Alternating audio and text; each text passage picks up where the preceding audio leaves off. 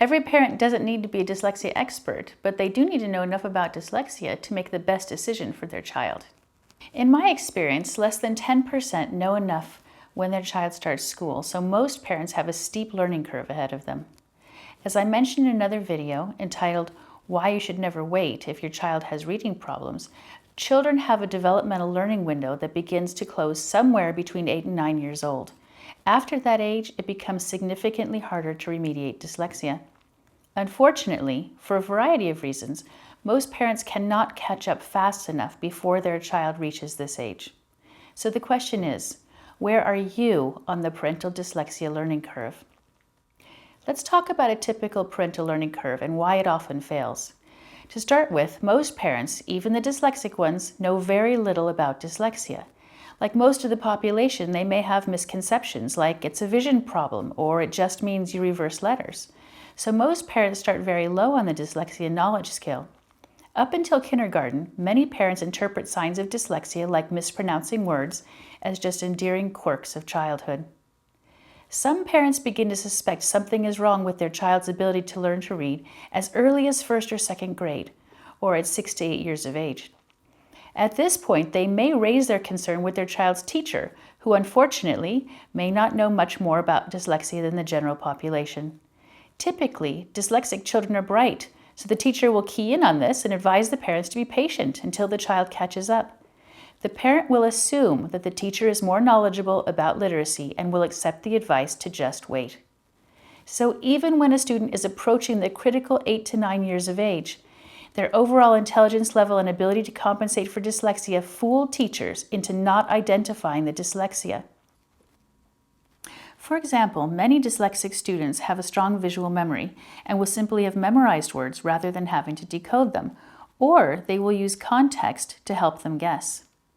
However, if a parent persists with the school, the child may be granted an IEP or an individual education plan. This would contain individualized educational goals and access to special education teachers to assist the student in reaching these goals. So, there is the recognition that the student needs targeted help, but unfortunately this will not really help the dyslexic student because almost none of these specialists are trained in dyslexia remediation. Parents will think that the problem is being addressed, and unfortunately, by the time middle school starts and the problem remains, it is too late. With or without an IEP, 3rd grade is often a turning point in a student's ability to do grade level work. After this, intelligence and compensation skills aren't usually enough to keep up, but some parents are still too far behind the learning curve because they fail to understand the nature of the problem. This is particularly poignant when you consider that at least one of the parents has dyslexia.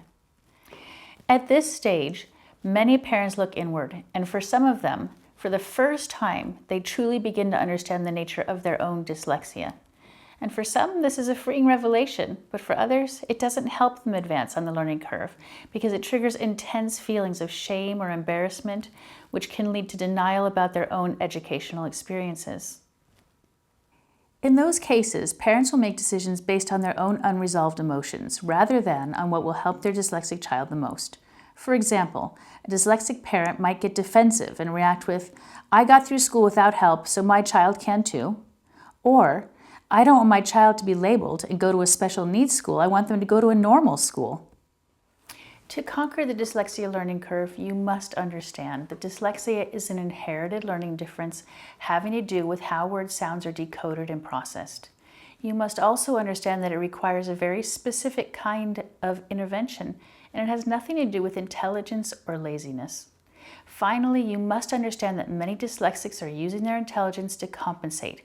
This masks the dyslexia until it is too late and they are in the danger zone.